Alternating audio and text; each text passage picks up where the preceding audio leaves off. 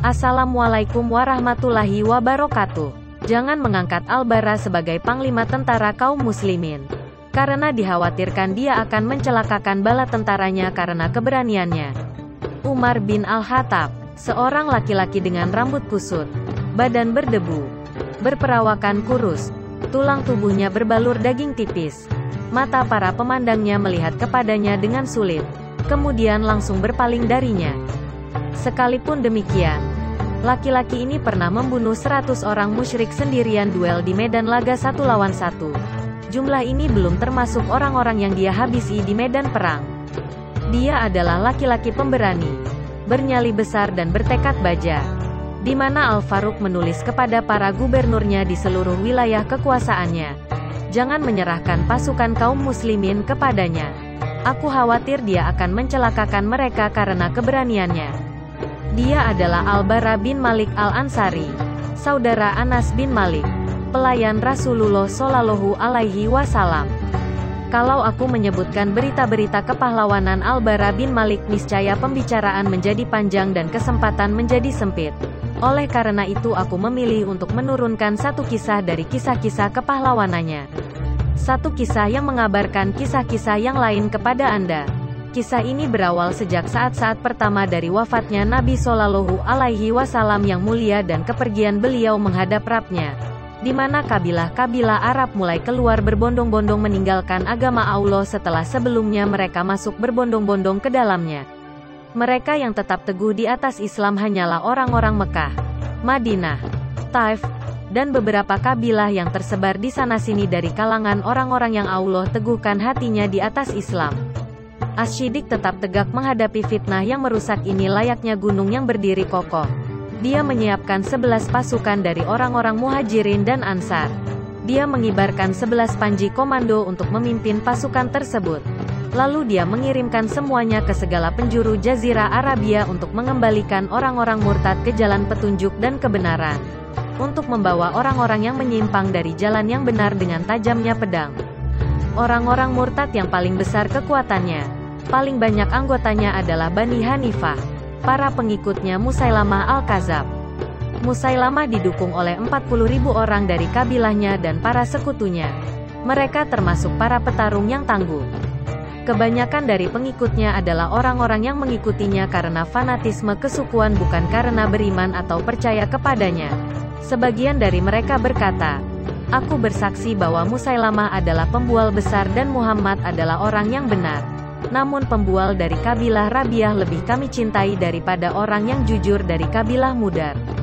Musailamah mengalahkan pasukan kaum muslimin yang keluar memerangi mereka dengan kepemimpinan Ikrimah bin Abu Jahal. Musailamah berhasil memukul mundur tentara Islam itu. Maka Asy-Syiddiq mengirim pasukan kedua dengan dipimpin oleh Khalid bin Al-Walid yang beranggotakan para sahabat besar dari kalangan orang-orang Muhajirin dan Ansar. Di barisan depan pasukan ini adalah Al-Bara bin Malik Al-Ansari dan beberapa pahlawan pemberani kaum muslimin. Dua pasukan bertemu di bumi Yamamah di Najd. Perang belum berlangsung lama, tetapi sudah terlihat keunggulan pasukan Musailamah. Bumi yang diinjak oleh pasukan kaum muslimin mulai bergoncang. Mereka mulai melangkah mundur sehingga pasukan Musailamah mampu menerobos markas Panglima Khalid bin Al-Walid dan membongkar tiang-tiangnya dan hampir saja membunuh istrinya kalau tidak ada seorang muslim yang menyelamatkannya. Pada saat itu kaum muslimin merasakan sebuah bahaya yang sangat besar. Mereka menyadari bahwa jika mereka kalah di depan Musailamah, niscaya Islam tidak akan pernah berdiri tegak setelah hari itu.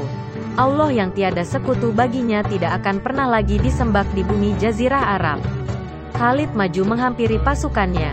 Dia mulai menata ulang, memisahkan orang-orang Muhajirin dan orang-orang Ansar. Dia juga memisahkan orang-orang pedalaman dari pasukan-pasukan yang lain. Khalid mengumpulkan anak dengan bapaknya di bawah panji salah seorang dari suku mereka, agar masing-masing dari mereka menunjukkan kepahlawanannya di medan perang, agar diketahui di mana titik kelemahan kaum muslimin. Genderang perang kembali ditabuh di antara kedua kubu, yang memakan korban besar. Kaum muslimin belum pernah mengenal perang sedahsyat itu dalam sejarah mereka sebelumnya. Pasukan Musailamah berperang dengan teguh di medan perang layaknya gunung yang tegak menjulang tinggi. Mereka tidak terpengaruh oleh banyaknya jumlah korban yang berjatuhan. Kaum muslimin memperlihatkan kepahlawanan mereka yang sangat mengagumkan. Seandainya ia disusun menjadi satu, niscaya akan menjadi sebuah kisah kepahlawanan yang tergolong sangat mencengangkan. Sabit bin Qais, pembawa panji orang-orang Ansar, mengambil kain kafannya, membuat galian di tanah sedalam setengah betis. Lalu dia masuk ke dalam. Dia tetap berdiri teguh di tempatnya, berperang membela panji kaumnya sampai dia tersungkur sebagai seorang syahid. Zaid bin Al-Hattab, saudara Umar bin Al-Hattab, memanggil kaum muslimin. Wahai pasukan Islam, gigitlah gigi geraham kalian. Tebaslah musuh kalian dan majulah tanpa mengenal rasa takut. Wahai tentara Allah, demi Allah, aku tidak akan berbicara setelah kalimatku ini selama-lamanya sampai Musailamah dikalahkan atau aku mati untuk bertemu Allah. Lalu aku akan menyampaikan alasanku kepadanya. Kemudian dia maju berperang melawan musuh sampai dia gugur sebagai syahid. Salim, mantan hamba sahaya Abu Hujaifah, pembawa panji orang-orang muhajirin. Kaumnya khawatir dia akan goyah sehingga tidak kuat memegang panji. Maka mereka berkata kepadanya, kami takut diserang melalui dirimu. Maka dia menjawab, jika kalian sampai kalah karena aku, maka aku akan seburuk-buruk penghafal Al-Quran. Kemudian dia maju untuk melawan musuh dengan gagah berani sampai dia gugur syahid. Puncak kepahlawanan mereka semuanya tampak pada kepahlawanan Al-Bara bin Malik. Khalid melihat bahwa peperangan semakin sengit dan mencapai puncaknya. Pada saat itu Khalid menoleh Al-Bara dan berkata, majulah wahai pemuda Ansar. Maka Al-Bara melihat kepada kaumnya dan berkata, wahai orang-orang Ansar, jangan ada salah seorang dari kalian yang berpikir untuk pulang ke Madinah. Tidak ada Madinah bagi kalian setelah hari ini. Yang ada hanyalah Allah semata dan mati syahid. Kemudian dia melangkah maju menyerang orang-orang musyrik dan kaumnya mengikutinya. Dia menerjang membelah barisan musuh, menebaskan pedangnya ke leher musuh-musuh Allah sehingga bumi yang dipijak oleh Musailamah dengan pasukannya bergoncang. Maka mereka pun mundur berlindung ke dalam benteng yang kemudian dikenal setelah itu dalam sejarah dengan benteng kematian karena banyaknya korban yang terbunuh di dalamnya. Benteng kematian ini sangat luas. Dindingnya tinggi. Musailamah dengan ribuan pendukungnya masuk dan mengunci pintu benteng dari dalam. Mereka melindungi diri mereka dengan ketinggian bentengnya. Selanjutnya mereka menghujani kaum muslimin dengan anak panah dari dalam benteng. Maka anak panah turun kepada kaum muslimin layaknya hujan yang turun dari langit. Pada saat itulah pahlawan kaum muslimin yang pemberani Al-Bara bin Malik melangkah ke depan. Dia berkata, wahai kaum muslimin, letakkan aku di sebuah tameng. Angkatlah tameng itu di ujung tombak. Kemudian lemparkan aku ke dalam benteng dekat pintu gerbangnya. Kalau aku tidak gugur maka aku akan membuka gerbangnya untuk kalian. Dalam sekejap Al-Bara sudah duduk di sebuah tameng, berbadan kurus dan kerempeng. Puluhan tombak mengangkatnya dan melemparkannya ke dalam benteng kematian di antara ribuan tentara Musailamah. Maka Al-Bara turun di antara mereka layaknya sebuah halilintar.